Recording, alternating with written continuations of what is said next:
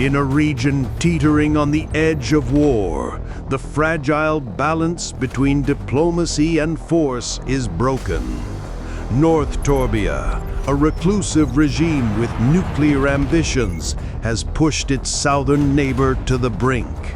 The world watches as provocations escalate and alliances are tested. In response to this aggression, the United States leads a coalition of allies into action. The mission: to restore peace, defend South Torbia, and contain the threat. Operation Titan Warrior begins with deterrence. As tensions rise, forces mobilize under the command of the Joint Force Land Component Command, JFLCC. Special operations teams lay the groundwork, while air and sea assets establish superiority. The region braces for conflict. As diplomatic efforts fail, the coalition seizes the initiative.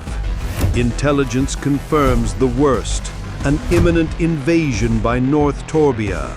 The mission shifts from deterrence to dominance. Phase 3: Dominate. Coalition ground forces execute a massive forward passage of lines, moving through South Torbian defenses.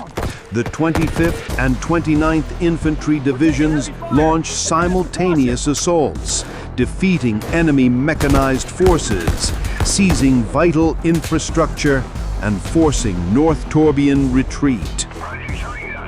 But victory comes at a cost. Displaced civilians flee danger zones.